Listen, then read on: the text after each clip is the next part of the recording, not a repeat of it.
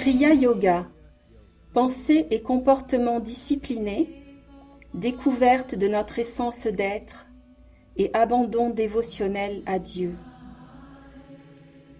Ce fut dans les contreforts des montagnes de l'Himalaya que la science ancienne du Kriya Yoga fut ravivée au XIXe siècle par un gourou spirituellement illuminé connu simplement sous le nom de Babaji.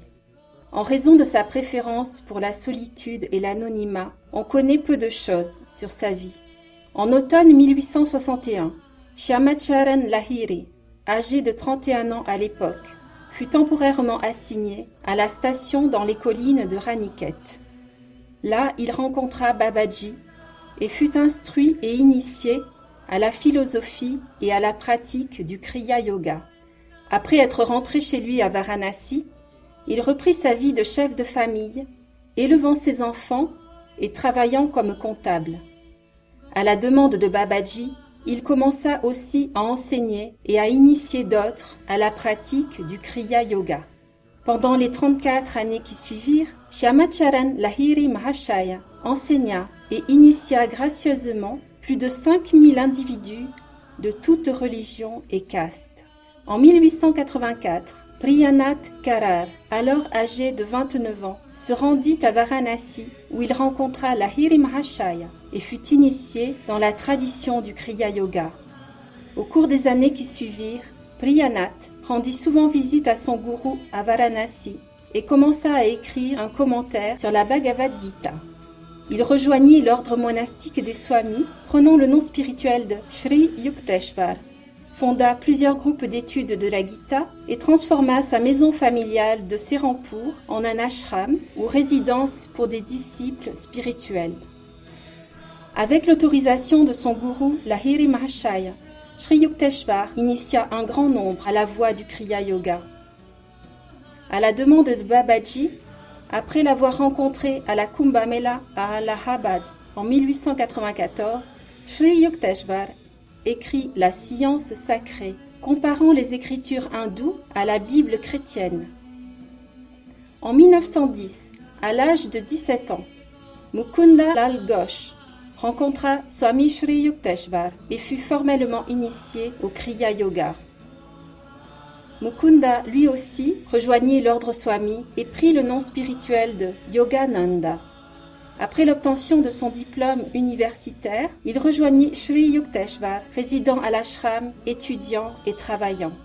En 1920, il se rendit aux États-Unis pour enseigner et donner des conférences.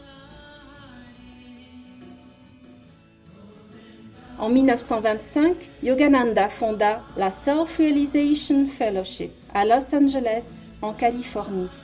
Au cours des 27 années qui suivirent, il publia un magazine mensuel, produisit des leçons, enseigna des cours et écrivit plusieurs livres, dont son autobiographie d'un yogi. I, Paramahamsa Yogananda, am praying with you. Pray with me, with the deepest devotion of your soul. The sun shines high in the heavens. Everything is fully awake. Awaken thou me likewise. Thou art invisible, yet thine energy flows to the rays of sunshine. Fill my veins with thine invisible rays, making me strong and tireless. May I behold thy rays of protecting love in the crowded places of my life's activities. Give me strength, and what I receive, teach me to share with others.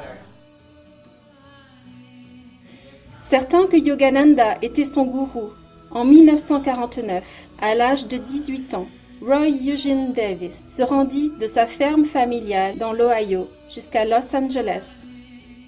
Il rencontra le grand yogi le soir du réveillon de Noël, fut bientôt accepté comme disciple et se joignit aux moines en résidence au Mont Washington, au siège de la Self-Realization Fellowship. Après quelques mois, Roy fut envoyé pour aider le pasteur au centre de la Self-Realization Fellowship de Phoenix, en Arizona. De 1950 à 1952, Roy visita régulièrement Yogananda pour avoir des interactions personnelles et passer du temps avec lui, habituellement à sa retraite dans le désert à 29 Palms, en Californie.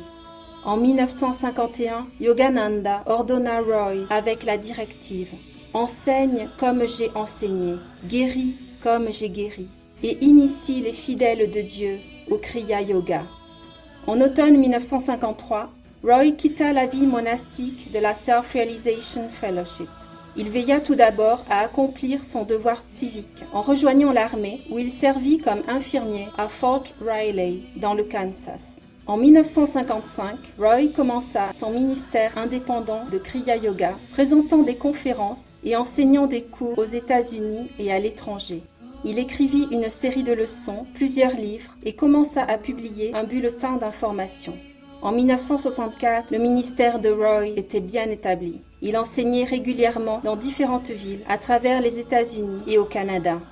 Débutant avec une invitation pour donner une conférence au Japon, son ministère international s'étendit pour inclure le Brésil, l'Afrique de l'Ouest, l'Allemagne, la Grande-Bretagne, l'Italie et l'Inde. En 1972, Roy fonda le Center for Spiritual Awareness dans les montagnes de Géorgie du Nord comme siège pour son ministère de Kriya Yoga. Le CSA sert de lieu de retraite où les participants du monde entier viennent pour un renouveau spirituel au cours de programmes planifiés tout au long de l'année.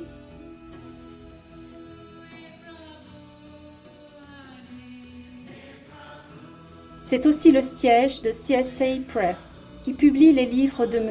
Davis, ses leçons, le magazine Truth Journal, une lettre d'information mensuelle, des vidéos et des productions audio. Depuis qu'il a dédié sa vie à enseigner la philosophie et la pratique du Kriya Yoga en 1955, Roy a initié plus de 10 000 chercheurs de vérité. Il a parlé à des conférences de yoga, a été invité à la radio nationale et à des émissions télévisées, a écrit de nombreux livres et continue à publier les leçons Studies in Truth et le magazine Truth Journal qui est dans sa 48e année de publication continue. Ces livres ont été traduits en allemand, italien, portugais, japonais, chinois, français, espagnol, turc, polonais, roumain et russe. Pendant plus de 50 ans, Roy Eugene Davis a continué de délivrer un message clair et pratique, conçu pour informer, inspirer et motiver ces individus qui aspirent sincèrement à connaître Dieu et la vérité de leur essence d'être.